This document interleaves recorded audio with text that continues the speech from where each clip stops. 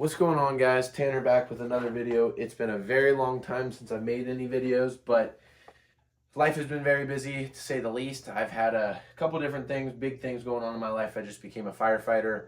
Um, but anyways, I'm going to hopefully start making more videos. I've said that probably about 142 times, but I do want to start making videos, and I kind of have some ideas of how I could do it that's kind of meshes with the lifestyle I'm living right now.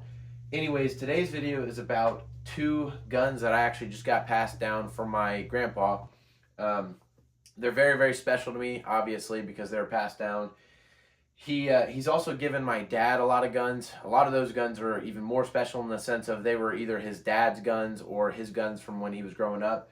But these guns in particular, he passed them directly to me. He knew that it meant a lot to me, and it obviously does. So I'm really excited about it. So I figured I'd make a little video just to show you guys what I got. I also don't know anything about these. You're gonna see me kind of wing it along this video because I don't know anything about these guns. I'm hoping that you guys, hopefully someone can answer some of the questions that I might have. But I'm definitely a gun guy, but I will say I've never been around a ton of different guns. So there's some things about these in particular that I'm a little bit confused about. But anyways, I got a lot of buddies who know a lot more than I do about guns. So I just like survival guns, the little 22s, 12 gauges, which is exactly what we have here. We have a 22 right here, and then a 12 gauge. So this is a semi-automatic, and this is a lever or a bolt action 12 gauge. So, anyways, I will start with the 22, which is my favorite round, favorite gun to collect. I love 22s because of the reason that ammo is so cheap. You can go hunt a lot of things with 22s. Obviously, as a survival instructor and a survival enthusiast, I really like the self-reliance aspect of hoarding a ton of 22 rounds and then disappearing into the wilderness one day is my fantasy, and living off of the little 22s and hunting small game with that. So with that being said, let's go ahead and grab the first gun, which we've got a Glenfield. Hold on, what is it? See, this is what I'm telling you. It's a Glenfield Model 60 from the Marlins Firearms Company, North Haven, Connecticut, USA. 22 LR. I think that this is probably around or made in the 50s or 60s, and that was actually a complete guess, to be completely honest. But this is one of the questions I have about this gun. Hopefully you guys can see it well. It's a semi-automatic, but it has this little this loading mechanism underneath the barrel, which I'm actually not super familiar with. This is the first gun, and yes, I've checked it to make sure that there's no ammo in there, no bullets. But I'm not super familiar with this. I think you just slide the bullets in there, and then you push them down like that. So I'm not sure exactly how much this holds, but it seems like a really, really cool gun. I'm going to go ahead and clean it. Probably not today, but sometime in the future, near future. I'm going to oil it up, get all that dust off because it was sitting under his bed for quite a long time. All right, that might be a little bit of a better view for you guys. Hopefully the glare is not too bad in that. But anyways, this is the 22 that we've got. So semi-automatic. Like I said, it has this barrel underneath the barrel that holds all the 22 rounds. So I'm assuming you just put them in there after you take this out.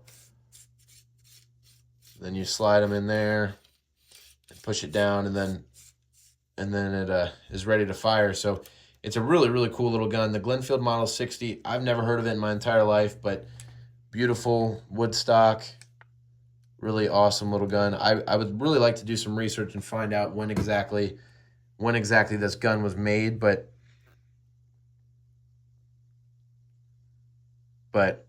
anyways, you guys might have to let me know. So really excited about this. 22 is my favorite round for guns. I really prioritize that with when I purchase ammo and all that. So I'm definitely excited to get a 22.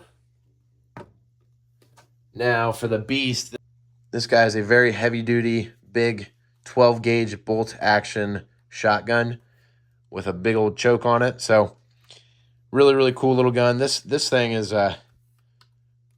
pretty unique to me in the sense of I've never used a bolt-action shotgun, but you just put the shells in there and then obviously use that lever. So really, really nice big gun. This thing weighs probably about 8 pounds or so. And this is let's see what this is. This is a Mossberg & Sons So Mossberg Model 395 KB 12 gauge select choke.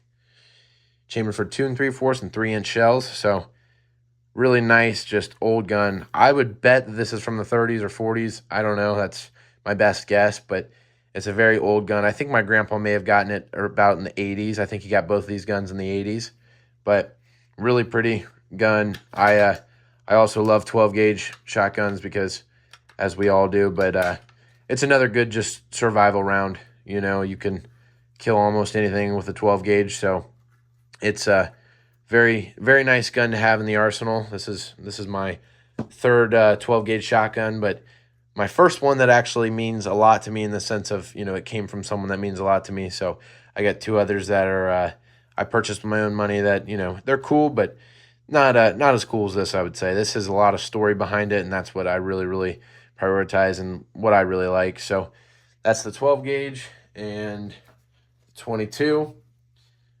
Again, if you guys have any knowledge on the 2 different guns that I have here, let me know. If you know any ideas on the years that these were made or anything like that, I'd be really curious. I'm going to probably do my own research on it, but you know, as of right now, this is kind of what I know, which is not a whole lot. So anyways, guys, thank you very much for watching the video. I know it's pretty short, but hopefully we'll maybe be posting some more here soon.